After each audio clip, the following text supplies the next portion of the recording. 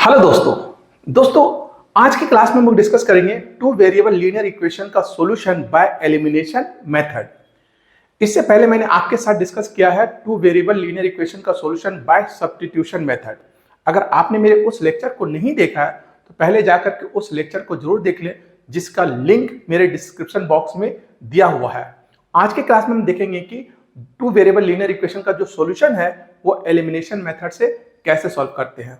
बहुत सिंपल, बहुत आसान तरीका है, बट अगर आप मेरे क्लास पर शुरू से लेकर के लास्ट तक बने हुए रहेंगे तो ये टॉपिक आपको बहुत आसानी से समझ में आ जाएगा।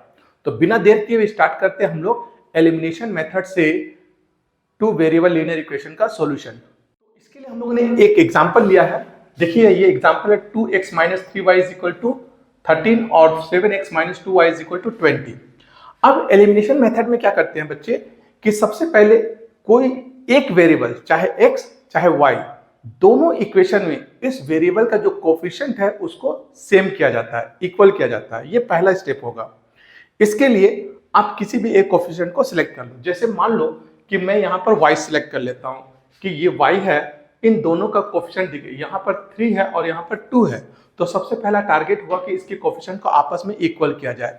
इसको इक्वल करने के बेस्ट तरीका ये है कि दोनों का एलसीएम देख लो कितना होगा और उस एलसीएम से दोनों इक्वेशन को मल्टीप्लाई करना। ध्यान रखना, हमें जब भी मल्टीप्लाई करना होगा तो पूरे इक्वेशन को मल्टीप्लाई करना होगा, सिर्फ एक टर्म को मल्टीप्लाई नहीं करेंगे, क्योंकि ऐसा करने से हमारा इक्वेशन डिस्टर्ब होगा। लेकिन अगर हम पूरे इक्वेशन को मल्टीप्लाई करेंगे तो इक्वेशन में कोई इफेक्ट नहीं होगा।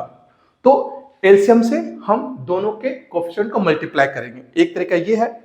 और दूसरा तरीका है कि अगर आपको एलसीएम निकालना नहीं आता है तो कोई दिक्कत नहीं है। आपको क्या करना होगा कि इसके कोफिशिएंट से इस वाले इक्वेशन को मल्टीप्लाई कर देंगे और इसके कोफिशिएंट से इस वाले इक्वेशन को मल्टीप्लाई कर देंगे, यानी क्रॉस कर देंगे। ठीक है, तो जैसे यहाँ पर 2 है तो फर्स्ट इक्वेशन को आप कर दो मल्टीप्लाई 2 से, है ना। तो सॉल्यूशन में क्या करेंगे, इसको हम लोग 2 से मल्टीप्लाई कर देंगे और इस वाले इक्वेशन को 3 से मल्टीप्लाई करेंगे, ताकि y की जो कोफिशिएंट है वो इक्वल हो जाए। तो ऐसा करने पर क्या होगा, 2 से जब आप इसको मल्टीप्लाई करोगे तो ये हो जाएगा हमारा 4x - 6y = 13 को 2 से मल्टीप्लाई करेंगे तो ये हो जाएगा 26। ठीक है, अब यहां पर देखिए 3 से इसको मल्टीप्लाई करेंगे तो ये हो जाएगा 21x माइनस ये हो जाएगा 6y = ये हो जाएगा 60। ठीक है, अब दोनों का कोफिशिएंट देखो इक्वल हो गया, जो y है उसके कोफिशिएंट आपस में इक्वल हो गया। अब हम क्या करेंगे, नेक्स्ट स्टेप में जाएंगे। नेक्स्ट स्टेप में क्या करना होता है कि हमें देखना होता है कि जो दो जिसके कोफिशिएंट आपस में इक्वल हो गए, क्या उसका साइन अनइक्वल है कि इक्वल है। अगर इक्वल साइन होगा तो हम नीचे वाले इक्वेशन को सब्ट्रैक्ट कर देंगे, और अगर अनइक्वल साइन होगा तो हम ऐड कर देंगे इक्वेशन को। ठीक है, तो फिर से बता देता हूं कि अगर साइन सेम है, चाहे दोनों माइनस में हो चाहे दोनों प्लस में हो, अगर साइन सेम हुआ तो हम दूसरे इक्वेशन को माइनस कर देंगे, और अगर साइन अनइक्वल है तो ऐड कर देंगे। तो हम लोग यहां देख रहे हैं कि ये दोनों साइन सेम है, इसलिए हम इसे माइनस कर देंगे। माइनस करने पर जो है साइन चेंज हो जाता है, ये प्लस है तो माइनस हो जाएगा, ये माइनस है तो ये प्लस हो जाएंगे, ये प्लस है तो ये माइनस हो जाएगा। तो अब देखो ये -6y है और ये +6y, ये तो ये वाला पार्ट कैंसिल हो जाएगा। अब यहां पर देखिए क्या होगा, ये 4x है और ये -21x है, तो इसका मतलब है कि +4x - 20x यानी -17x हो जाएगा, = यहां पर देखिए क्या होगा, 26 प्लस में और -60 दोनों को सॉल्व करेंगे तो ये आ जाएगा -34। ठीक है, माइनस यहां पर भी माइनस यहां पर भी कैंसिल हो जाएगा, तो 17x = 34, और तो x का वैल्यू कितना हो जाएगा 34 / 17। अब इसको डिवाइड कर लो तो ये हो जाएगा 2। तो यहां पर जो हमारा x का वैल्यू हुआ, x का वैल्यू हो गया हमारा 2। ठीक है, अब हम y की वैल्यू निकालेंगे, है ना। y की वैल्यू निकालने के लिए क्या करेंगे, इस x की वैल्यू किसी एक इक्वेशन में रख देंगे, चाहे हम फर्स्ट में रख दें चाहे सेकंड में रखें, जो आपको आसान लगेगा उस इक्वेशन में रख देना है। तो देखिए इक्वेशन नंबर 1 ले लेते हैं, तो यहां लिखेंगे putting the value of x in equation 1 में ही रख लेते हैं।